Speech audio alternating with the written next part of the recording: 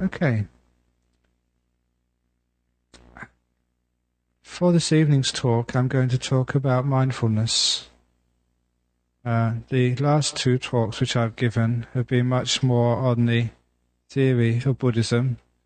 I think I began this season of talks, as it were, after the retreat period, by talking about some of the attitudes towards death and tragedies. And last week I talked about the origins of things, the source. But all of those theories are all very well. They may be inspiring, they may be meaningful for one as guidelines to one's life.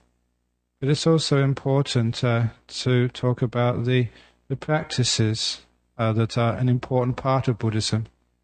It's like that we have the guidebooks of what it's like when you get there. We also need the directions, the how to sort of get there as well. At half of Buddhism, or even more than Buddhism, instead of telling people what to believe, is very much telling people how to find out. And this is all the practices which are part of Buddhism. And in particular this evening I want to focus upon one of the practices which has been at the heart of Buddhism from the very beginning, 25 centuries ago, called mindfulness. I know that sometimes that religions follow fashions and certain practices become popular or unpopular, they become in or whatever. But certainly the mindfulness has been part of Buddhism from the very beginning. It's always been part of Buddhism. It's part of the Eightfold Path, central to the teachings of Buddhism. And so today I'm going to talk about mindfulness and exactly what it is and how it's practiced and what its results are. And first of all, that I'd mention there are two aspects to mindfulness. The first aspect is the alertness, the clarity of consciousness. And the second aspect of mindfulness is what I always like to call like remembering the instructions. It's an aspect which includes a degree of wisdom, understanding. But first of all, what most people understand as mindfulness, attention, alertness, is just the ability to know. And that needs to be explained in deeper depths, because sometimes that which we think of as a knowing can be sometimes confusing. First of all, the degrees of knowing, the degrees of clarity, the degrees of attention vary enormously. And part of our practice of meditation is developing the ability to know, the alertness of the mind, what we call the first aspect of mindfulness. And that first aspect of mindfulness, just to know, is crucial to us. If we want to avoid problems and difficulties in life, if you want to try and understand life and understand ourselves, certainly that clarity is crucial to us. And certainly that many people who practice meditation get experiences of like feeling they're awake for sometimes the first time in their life. It's as if one has been going through a cloud. One thought one knew, but one was not very deeply knowing what was going on. And because of that, if you didn't know what was going on inside of you, you didn't know what was going on outside of you, that very often that problems arise in life, difficulties come to you, and you don't know why, you don't know the solution, simply because the eyes of the mind aren't wide enough. One of the obstacles to mindfulness, and it's an obstacle which shows you how mindfulness is developed and also sometimes what happens when mindfulness is developed, one of the obstacles to mindfulness is just the heedlessness, the laziness of the mind. And that usually manifests as being creatures of habit. And being creatures of habit, whenever I give a talk on mindfulness, I always remind people, so where are you sitting this evening in this Dharma hall? And did you sit in the same position last week and the weeks before? Is this your spot? As far as I'm concerned, I'm guilty of that, but I've got no choice. I have to sit here. But each one of you, do you always sit on the same side of the hall? Do you always sit in the back or the front? Always in the same spot? Are you creatures of habit? Now, the reason we say this is because if you're a creature of habit, it means you don't have to exert the mind, you don't have much mindfulness. You can just go through the motions with a minimum of attention. And you can look at your life sometimes, what you do in the morning and what you do as you go to work and your schedules and everything else like that. And you can actually see that if you are just going through your routines, which hardly ever vary, you do not need much alertness, much mindfulness. In fact, the more routine is your day, the more dead you feel. Life, very often, is being different. Doing things differently, the unexpected, the unplanned. And this is why that if you want to have some idea of what mindfulness is, that when you go out this evening from this hall here, go out through a different door than you always go out from. When you drive home in a different way, don't go the same route. When you brush your teeth before you go to sleep tonight, don't brush your teeth from the same spot in your gums as you always do. Where do you start brushing your teeth? Is it on the left side of the mouth or the right side of the mouth, the top or the bottom, or do you start in the middle? Start a different place every day. Now you might find this like amusing, but if you do this, you find you need more attention, you have to give more energy into the moment. And because you give more energy into the moment, first of all, you start feeling more alive. It's well known that people practice or they indulge in what's called extreme sports, like bungee jumping or driving fast cars, because the fear makes them incredibly alert. They feel alive, which is part of the increase of mindfulness. So those people who feel dead and depressed, is it because one is always doing routines and going through the motions again and again and again? Try doing things differently. It takes more effort and energy, but you feel more alert, more awake. You're putting energy into knowing. As one practices like more mindfulness, one can also become more alert to, for example, the feelings in one's body. The mindfulness directed to the body is one of the traditional objects of mindfulness in the Satipatthana, the four focuses of mindfulness. When you practice mindfulness of the body, you're actually feeling the body, you're actually experiencing the body. And sometimes it's the case that people are so busy doing something else, we don't feel, we don't know our body, that when the body starts getting tired or starts getting sick, when it shows all the signs of impending illness, because we're not really there paying attention, by the time we do catch it, sometimes it's too late. A full-blown sickness or illness may have developed. A person who develops mindfulness of the body, in other words, alertness to the feelings, to the signs of the body, how you're going, when you have bright awareness of what's happening inside your body, the body will show you the signs. That you're stressed, that you're tired. I've told a story in another context some time ago, and I told this because at our monastery last Thursday we had 105 schoolgirls come to Bodhinyana Monastery. All the monks hid, so I talked to the schoolgirls. They're actually very, very well behaved. And I was talking to them about an experience I had when I was a student, when I started doing some meditation during the times of final examinations. This was at university, there were final examinations, and because there were final examinations, your whole career at university depended upon one set of exams. 3 hours in the morning, 3 hours in the afternoon, an hour for lunch, 6 days in a row, theoretical physics. It was very tough. But the point of this story, which I want to focus on this evening, is that when I had my lunch break, I went back to my room, I never ate anything, I sat meditation. As I sat meditation, I had to let go of the past and the future. For me, the past was the morning exam, the future was the afternoon exam. You know what happens when you think, did I do that exam question right? What's going to come up in the afternoon?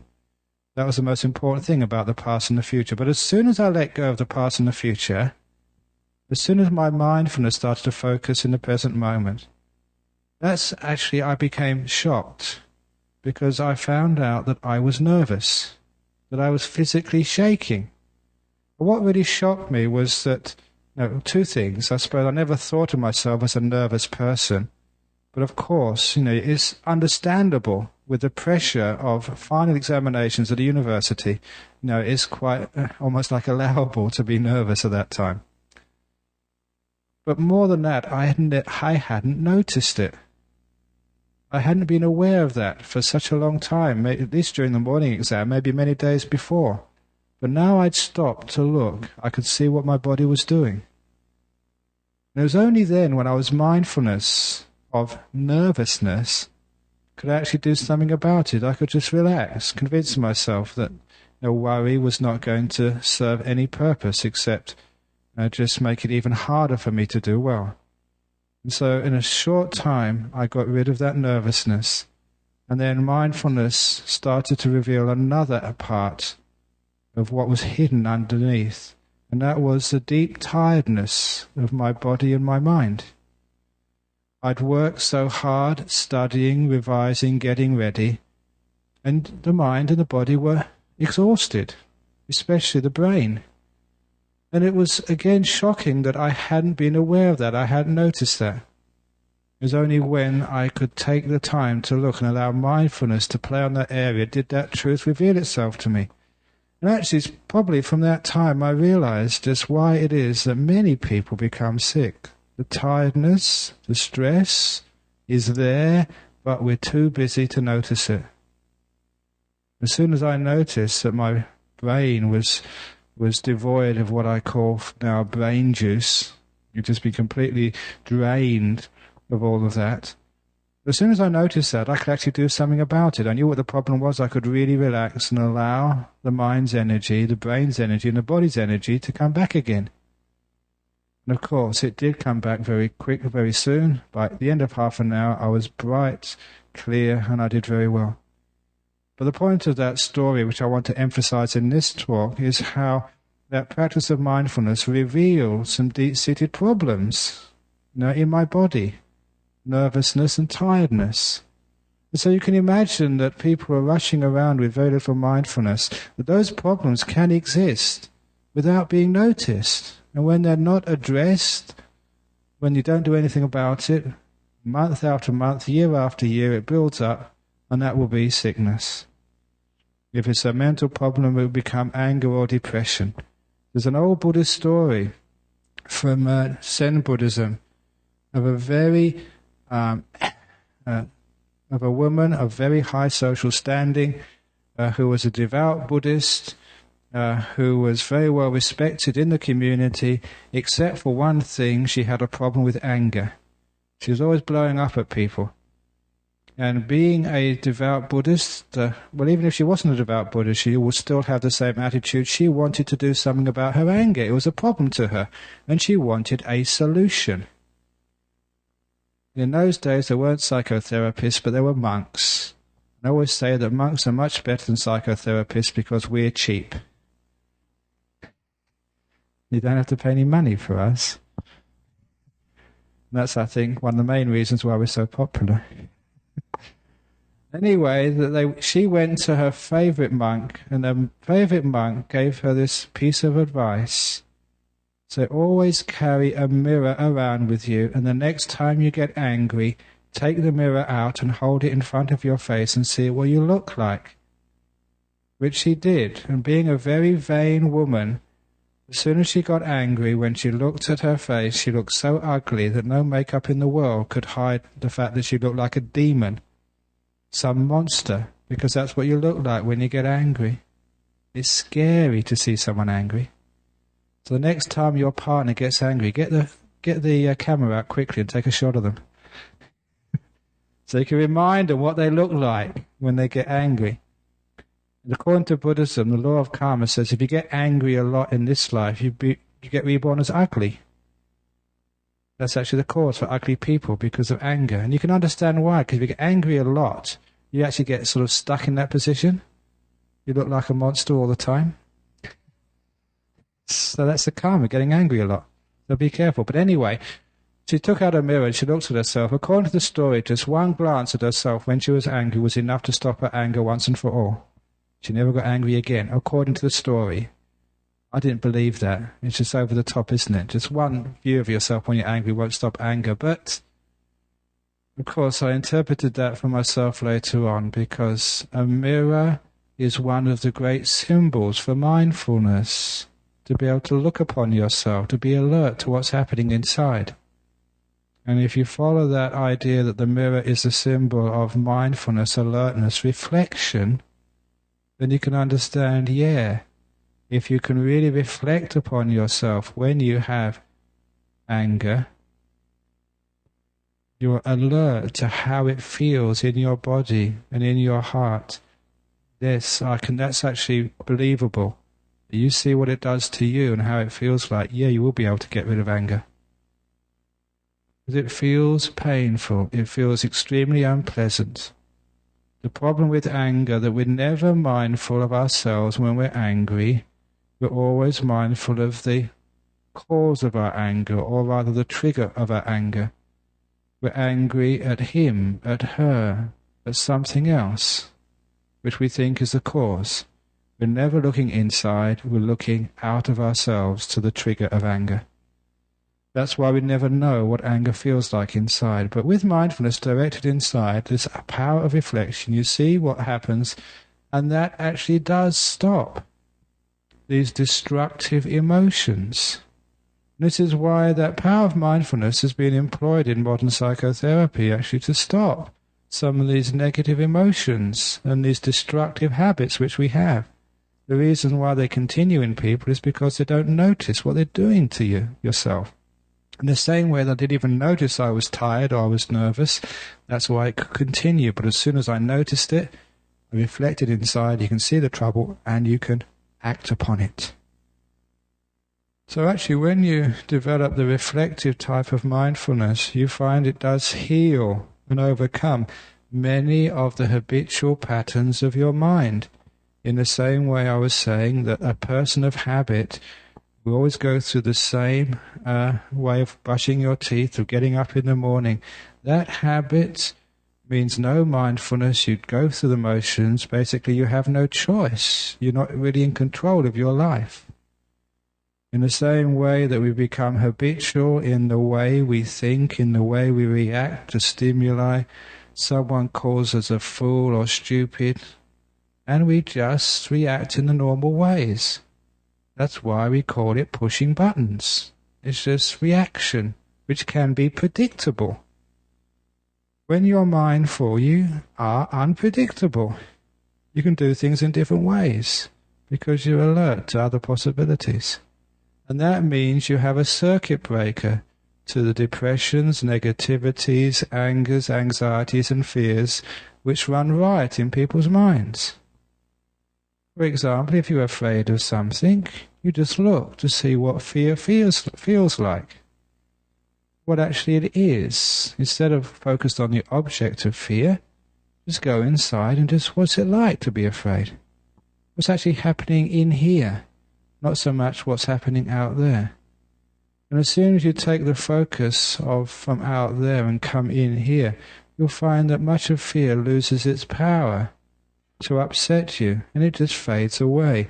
It's like you're turning off the fuel for a car. Eventually it must stop. It's the same as anger and anxiety and everything else, which is why that mindfulness is very powerful as a therapy tool for human beings to overcome a lot of problems and greater happiness. But that's not the end of mindfulness by any means. Because as one develops greater mindfulness, one becomes much more alert to what's happening. And that mindfulness, it's like turning up the lights of your mind. And sometimes it can be very sort of humbling. The first time the lights of your mind get turned up and mindfulness really starts to become strong, you realize just how dull you have been for sometimes many years. It's like driving in a car with a dirty windscreen. You can't really see very clearly, the scenery in front of you. But when you actually clean that windscreen up, and actually you can see it's bright, it's clear outside. And this is actually the strengthening of mindfulness, which is also an important part of the understanding of mindfulness. There's weak mindfulness and there's power mindfulness, is what I called in an article in the journal recently, superpower mindfulness. And this is where mindfulness starts to become extremely interesting, not as just a means of overcoming problems in life, but understanding more deeply into the nature of life and texture of life. Now, what is life? Who are you? What is this all about? Because if one is only very weak-minded, with weak mindfulness, with weak alertness, that life sometimes is just lived in a fog. One sort of understands, but never fully. One gets into trouble and never knows why. Sometimes one gets out of trouble. I think that was lucky. You don't know what you've really done to get out of the trouble and get some happiness in your life. The whole of life is a fog. You don't know really what you're doing or why you're here, what the point of all this is. But if you develop a powerful mindfulness, it's like you are shining a bright light on existence. On the existence outside, on life, on the mind, on feelings, on everything else. Now, the shining of the bright lights, again, is the training of mindfulness, rather the result of the training of mindfulness. Because you find that what our mindfulness is, sometimes it's like spread too thinly over too many things. And it's just like a light which needs to be focused. When a light is spread thinly, you can see a wide area, but nothing in great detail. If you can somehow focus, it's like focusing your camera. You get sharp images of reality rather than fuzzy images. And I'm sure that you will anticipate me now, because you know how you learn focusing mindfulness, because we did that for the half an hour before I started this talk. Focusing mindfulness is the job of meditation. And I hope that many of you have focused that mindfulness enough to experience just what happens when you put all the energy which is dispersed over the past and the future, fantasies, dreams, thoughts, and goodness knows what else, start collecting it in one place. Another word for mindfulness is recollection.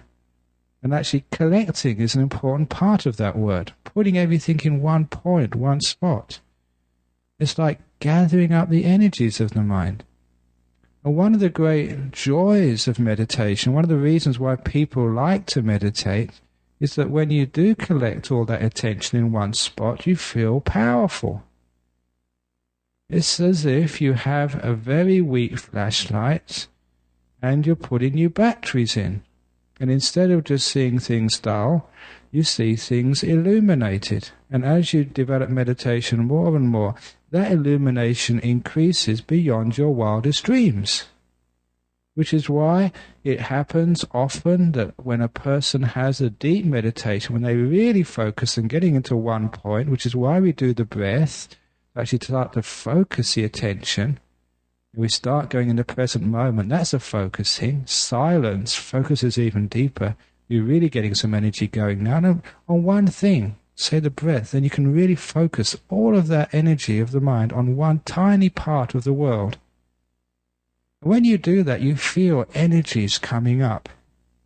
Very often those energies come up with happiness, because this is one of the truths, the insights which you find in life. Energy is happiness. Happiness is energy. And dullness, lack of energy, that's depression.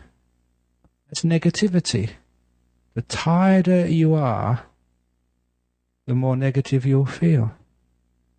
It's why one of the monks many years ago said, the world always looks beautiful after a good cup of coffee.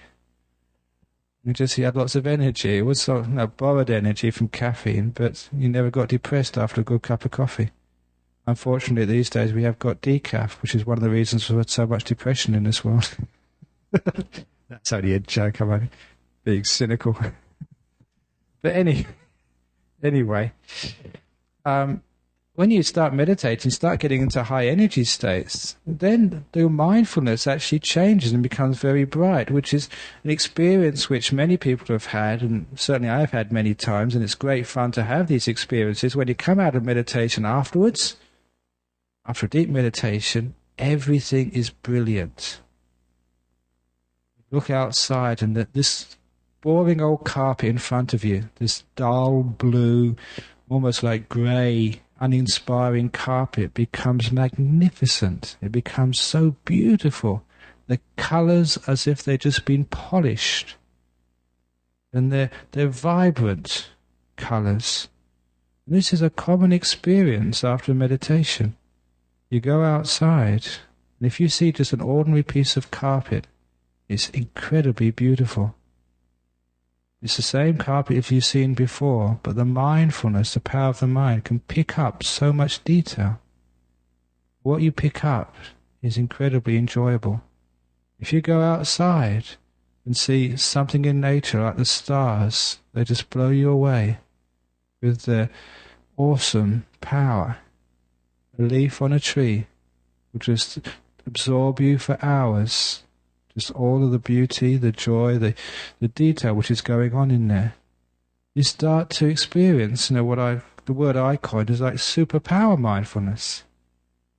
What's actually happening here is this faculty of knowing is becoming brightened. Instead of just having a strong flashlight, you've got like a super searchlight. Whatever you shine it on, you see details there which you never expected to see. And it's fascinating and it's enjoyable. It's superpower mindfulness.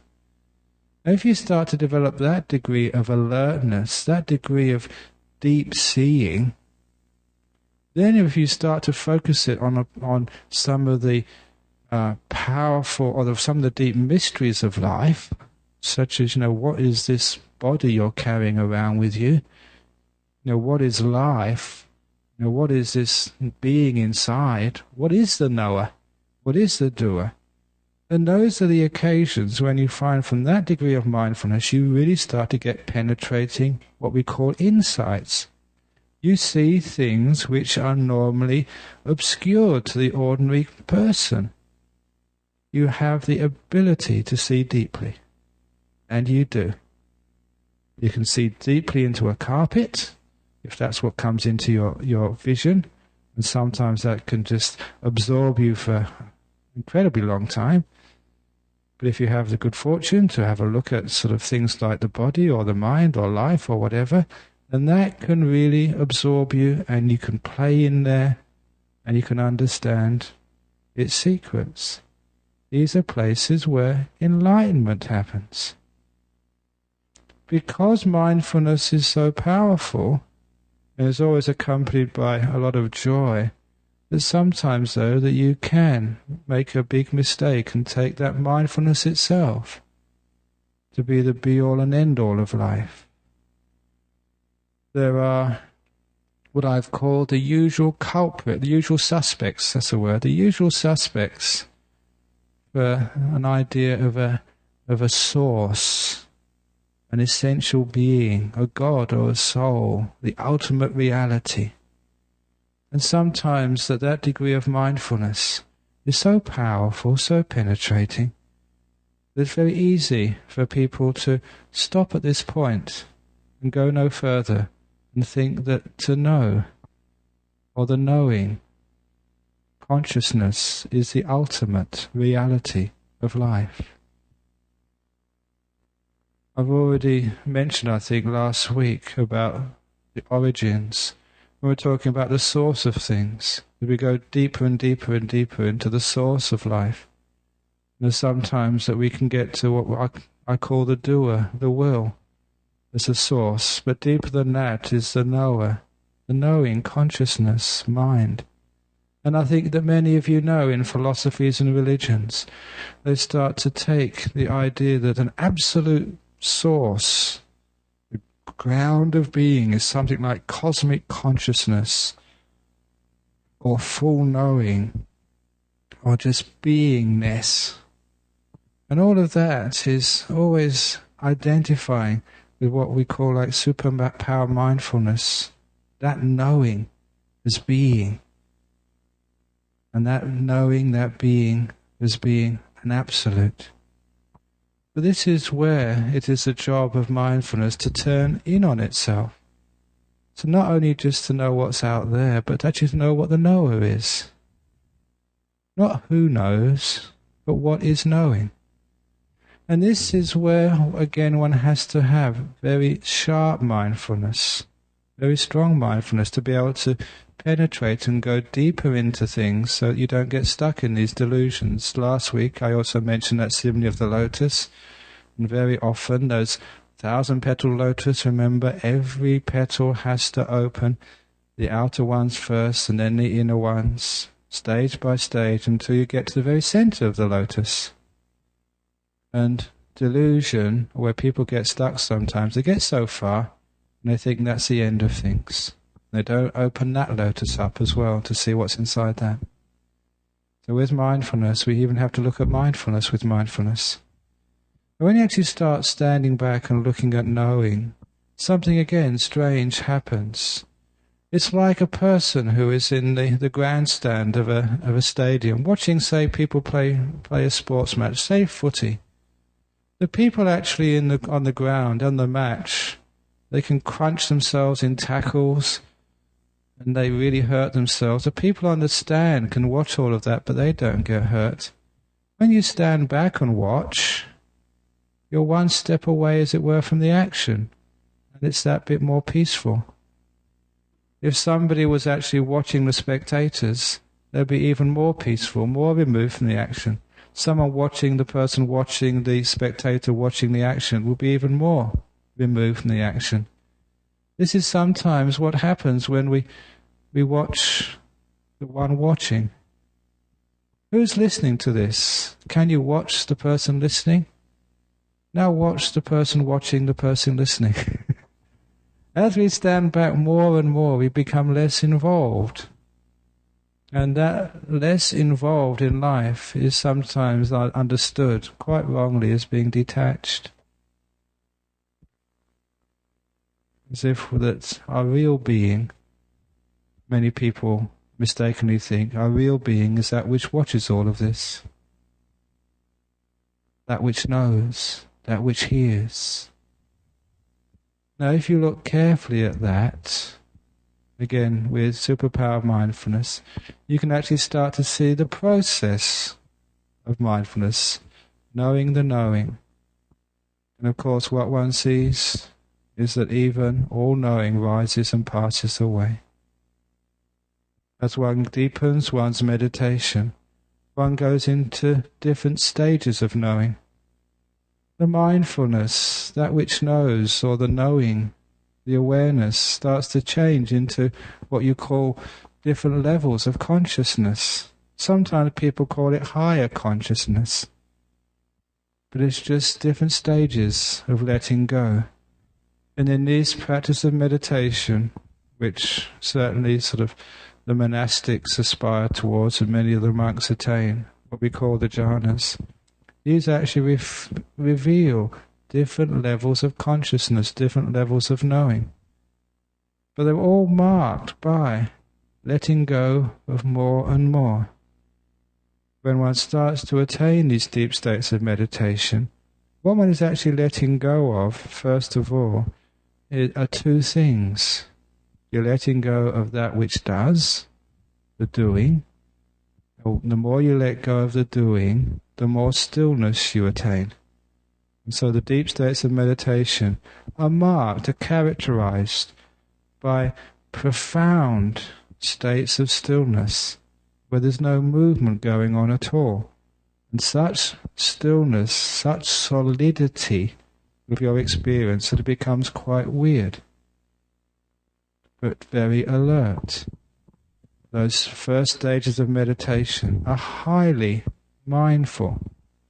As one lets go more and more, what one is letting go next is letting go of parts of consciousness, parts of knowing, parts of the mind.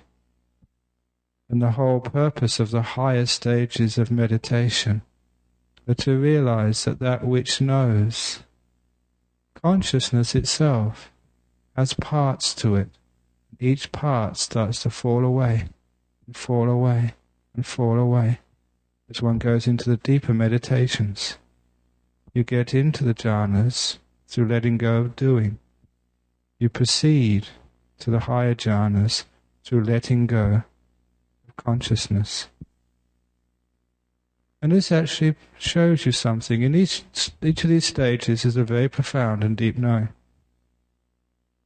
As this is experience, one thing which comes very clear to you, one of the results of mindfulness, is the nature of all of this.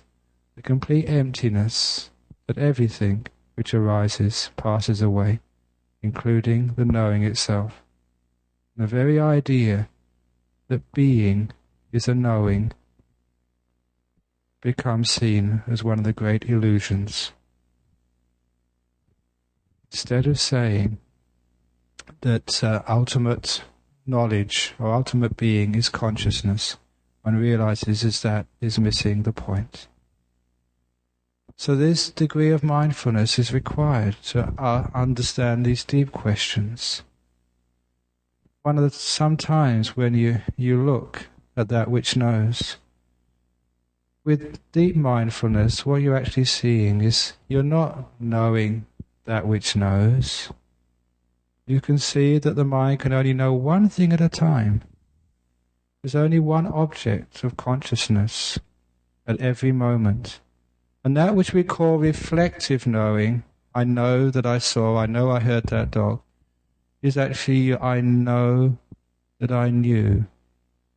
I know that I heard. And then I know that I knew that I heard. When you actually see the sequence of conscious events, the idea of a knower disappears and the idea of a process takes its place. And that's what I was pointing to last week. That which you take to be you is a process, not a being, not a constant flow of consciousness, but particular moments of consciousness. Just like the sands on the beach, from afar it looks as if it's a continuous stretch of sand. If you look closely, you see there are particles of sand. If you look closely, you see that each of those particles is alone, separated from the one next to it, even with a space in between. They aren't touching. Every moment of consciousness, of knowing, is seen just like many grains of sand, particular, alone, not touching, with a space in between every moment. But that is only seen with superpower mindfulness. Now, I've mentioned the different degrees of mindfulness, of knowing. This is shining, it's empowering your flashlight so you see deeper and deeper into things. Not only do you see sort of the nature of your habits, especially the bad mental habits, you also see sort of, your body, how it's going. You see sort of the nature of flowers and carpets, how that's really good fun. That's playing around, but it's worthwhile doing because it shows you the power of this meditation and mindfulness, what it can do. And then you can actually shine it into the deep questions. But the other part of mindfulness, which I wanted to point out, which I mentioned at the beginning, and this again is a part of mindfulness which many people forget, is that aspect of mindfulness which remembers the instructions. Because if mindfulness is going to be useful for you, it's not just knowing, it's knowing what to do with what you know. It's remembering the instructions. And the simile which I usually use is the simile from the Buddha, which I've adapted, because in Buddhism they called mindfulness like a gatekeeper. And that was a simile of the Buddha, and I've used that, especially in my meditation retreats, to show that just bare mindfulness is not enough.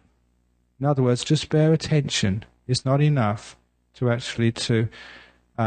give you happiness, to give you wisdom, to protect your sanity, if you like, and your state of well-being. You need more than just alertness, and this simile makes it very clear. Instead of a gatekeeper, I use a simile of a guard to your house. Imagine you're a very wealthy person, you've got a big mansion somewhere, and you have to employ a guard, because when you come to Nolamar on a Friday night, who knows who's going to go to your house and maybe rob them. There are thieves around, so you tell the guard, please be alert, be mindful, there are thieves around. And when you go home after the Friday night talk, you find that actually your house has been burgled. And you get very angry and upset at your guard. I told you to be alert, I told you to be mindful, and what the guard said was, I was mindful. I saw the thieves going in. I saw them going out with all your jewellery. I saw them go back in again. As they went out with your CD player and DVD, and I noted DVD, I noted sort of jewellery, I noticed bank book. I was very alert all the time. Very mindful. Now, what would you do with a guard like that? What would you do with a guard on your mind if all you did was anger, depression, murder? That's not good enough, is it? The job of a guard is not just to be alert, but also to respond to what it sees, to what it knows, wisely. That's also part of mindfulness. The word mindfulness in Buddhism is called sati. It also is the word for memory, for recollecting. Not just recollecting what's just happened, but from recollecting even things a long time ago. In particular, that it means remembering the instructions. Remembering, say, the Dhamma, the teachings, what you're supposed to be doing. So as a guard on a house, they have to remember the instructions of the owner of the house. Thieves. Sometimes you may even give them some pictures of the notorious criminals in the area. Be alert for these guys, or girls, or whatever they are. And if you tell the guard good instructions, very clear, and tell, if you see those criminals coming in, stop them coming in. If they sneak into the house, call the police, get them out. This is in Buddhism, we call it the Four Right Efforts, to avoid unwholesome states arising in the mind. If they arise in the mind, get rid of them. It's like thieves who steal your happiness and your peace. It's not just knowing it, but doing something about it. Those are two of the right efforts, making sure that you avoid the thieves coming into your heart, your mind. If they do come in, try and do something to keep them out. That's actually a negative part of the Four Right Efforts. You know the best way to protect your house? Actually, the best way to protect your house is, this is actually how we protect our monastery, but this is not part of the Four Right Efforts. You know that many of you actually went on the tour of our monastery last Sunday. You went to one of the monks' huts. I said there was going to be a surprise there. And those of you who went on that tour, you found that one of the monks has got a coffin in his hut. And I've got a skull which somebody gave me, so I put the skull in the coffin. So when people went for the tour of the monastery, they opened up the coffin and saw this nice skull. Just monk's sense of humour. But if you are afraid of burglars, you can borrow my skull. Even better, getting a whole skeleton. Hang it in your front door. You don't need a burglar alarm. As soon as a burglar opens the door and sees a skeleton dangling in front of it, he'll run for miles. He'll never come to your house again. Especially if you can rig up something so when he comes in it sort of starts to shake and move and rattle. Or maybe a little sort of some CD recorder inside which goes, ooh. So it's the best burglar alarm, having a skeleton in your front door. Especially if you put some candles and some knives or something spooky there, that will really get rid of them. But anyway, that's how monks get rid of burglars. But the best way to get rid of burglars, actually, this is another little story which I remember when I was visiting my mother's house some years ago, that she was busy making my meal of the day, so I didn't want her to be disturbed. That was important for me. So when the doorbell went, I answered it. And this was in a sort of poor part of London, and there was this gypsy lady, and she was trying to sell little trinkets to try and make some money. When I said, I was answering the door as a monk, I said, no, sorry, we don't have any money, not interested, thank you very much. And she said, if you don't buy these, I'll put a gypsy curse on you. That's their sales pitch, they'll put a curse on you. And so I stood up in my robes and said, I am a Buddhist monk. My curses are much stronger than yours. And she ran away. It's really funny. I laughed after that one, especially I told people. I was only joking. I don't sort of have curses, but people don't know that because they don't know about Buddhist monks. They think they've got lots of powers, and so she was really scared of me afterwards.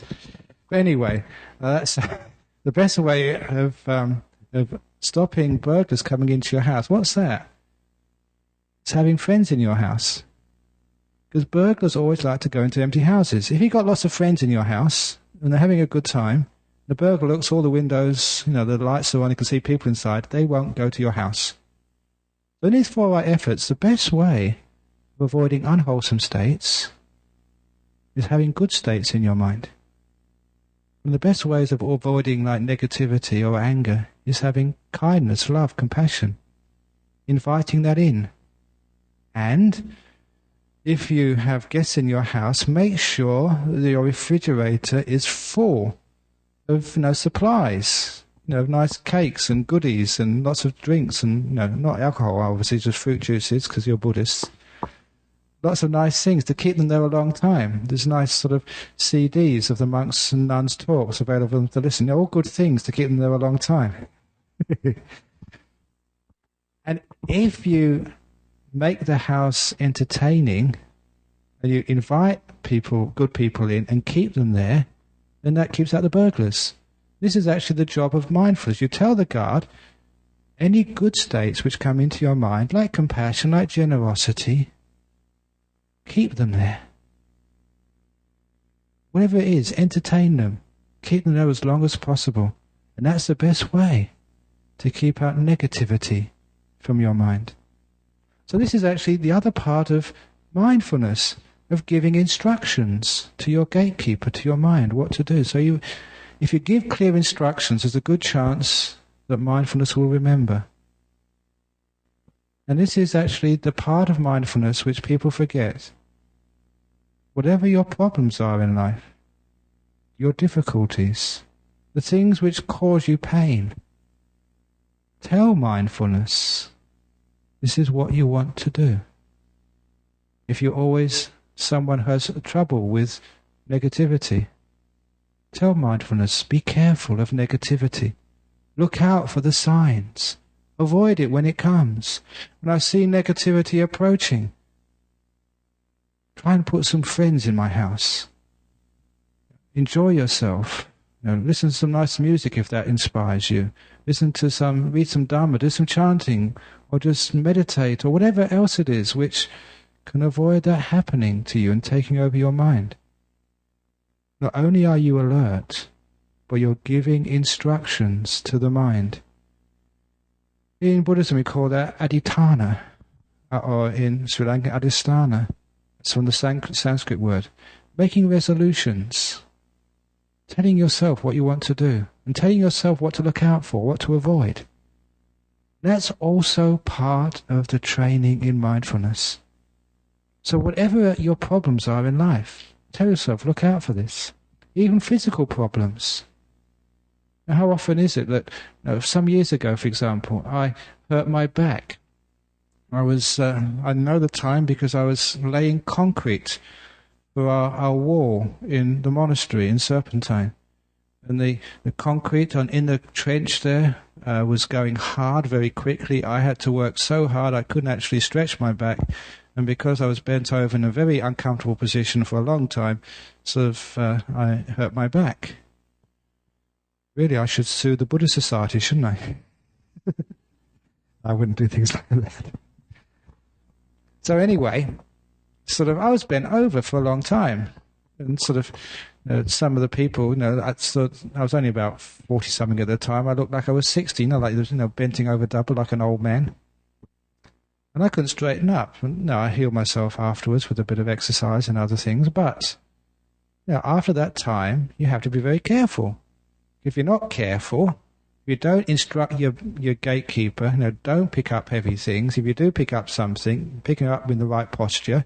If I don't do that, then my back goes out again and it hurts. You have to talk to yourself and give yourself instructions. Be careful. You are instructing your gatekeeper in mindfulness. For example, if you eat too much chocolate, you've got a problem with your weight. Now, how do you start to tell yourself? So look, be very careful not to take chocolate. Instruct the mindfulness very carefully. It's making resolutions. And then say, next time I feel like I'm going to have chocolate, then, do something else. Go and watch, listen to some music or listen to a tape or whatever else it is. You're instructing yourself. And it's amazing what happens if you do a clear instruction to your gatekeeper always remembers. Only if you're very clear in the instructions. If you give confused instructions to the gatekeeper, next time I want chocolate, don't allow me to have it, but maybe every now and again it's okay. You've got to be reasonable, middle way and all that. Now, you have to be very clear instructions. That's important. That's one of the reasons why this practice of giving instructions to gatekeepers sometimes doesn't work, because people aren't clear enough. Be precise. As if you are giving someone a work assignment at your office. You've got to know exactly what they're supposed to do, what's expected of them. And then with those sorts of resolutions, it's amazing how you can heal problems in your life. Whether it's physical problems, emotional problems, even mental problems. Anything which really upsets you, you may have problems with a relationship, someone who always makes you angry. Tell yourself, be careful of this person. Now, they press buttons, they wind you up every time. You've known it, you've done it many times. Remind yourself, when they say this, when they do this, I will not get angry. Say it very clearly. What happens? You find yourself, the situation starts to occur. You find there's something watching all of this unfurl, and you're watching it, but you're not buying into it. You're in control. You can let go. Mindfulness gives you the alternative. You're not being a creature of habit anymore.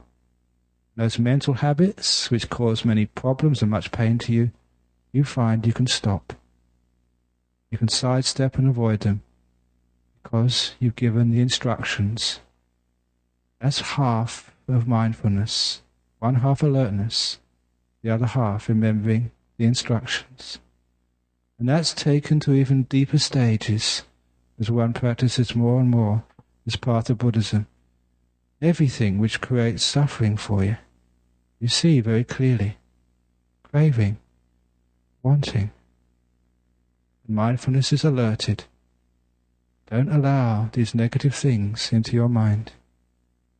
Keep in the good things in the mind. Things like letting go, things like peace, things like compassion, what we call the positive emotions. Joy, inspiration, all those wonderful things. Keep those in. And as you instruct your mindfulness like this, you become someone who is immune to the suffering of life. You become someone who is developing the positive faculties of life. You are someone who has joy, who has bliss, who has freedom. This is a training in mindfulness. So to sum up this whole talk on mindfulness this evening, there is mindfulness which is alert, and there's mindfulness which remembers the instructions. Both are important. And as you practice in this way, you'll find that mindfulness will actually grow and grow and grow, will not only protect you and give you and keep out the negative qualities of life, but they will illuminate areas of existence which you took as one thing, and now you see them much, much deeper. Insignificant things like carpets become the most beautiful things in the world. Things which you feared, like sickness and death, become easy to cope with, even beautiful like a carpet. And more than that, you find that all the negative qualities of low life disappear and replace with the happiness of enlightenment. So this is a talk this evening on mindfulness, its power and its nature. Sometimes it's misunderstood, which is why I wanted to give the talk on it this evening. Thank you. So has anyone got any questions about the talk this evening? Yes. Yes, you're asking that very often I ask people to make little resolutions at the beginning of their meditation to tell the gatekeeper what to do. And you're asking now at the end of the meditation, can you also tell the gatekeeper who's going to look after you after the meditation when you go home, can you also tell the gatekeeper then what to do? And the answer is certainly. In fact, that the more peaceful you are, the more alert you are, the easier it is to instruct the gatekeeper. So any little resolution or any instructions which you give at that time, because you're peaceful, you're more alert, there's not so much which is obstructing the clarity of your mind. You can make a resolution then. It's amazing just how you remember it.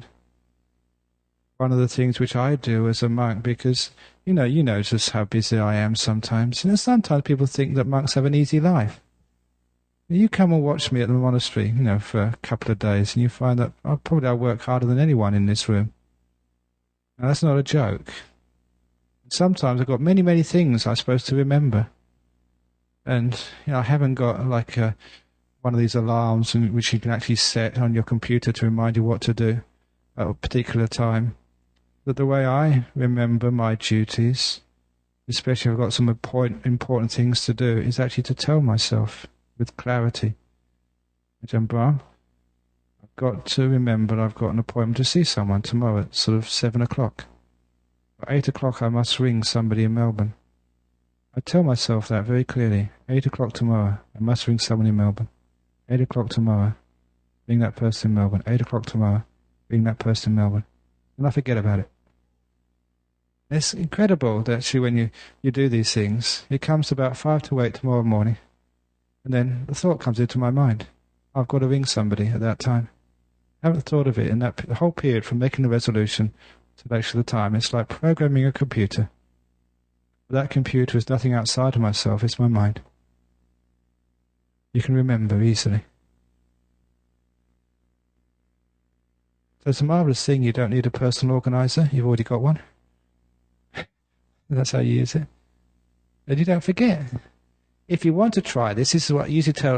I'm not quite sure if it will work with you because in the busyness of life. But you might try it this evening. I always give this instruction to people on meditation retreats because people get quiet at that time.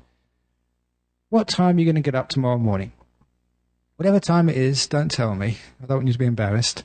It's Saturday after all.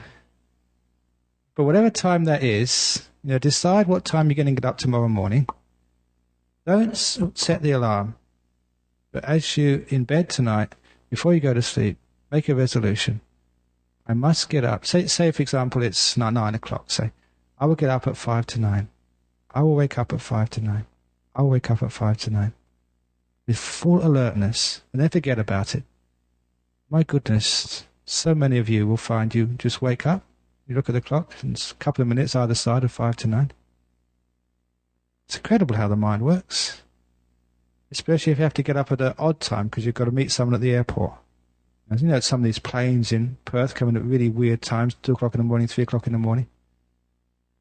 Try that. Now you've got to get up at 2 o'clock in the morning. Say, I will get up at 5 to 2. I will get up at 5 to 2. I will get up at 5 to 2. And set your alarm clock at 2 o'clock just in case.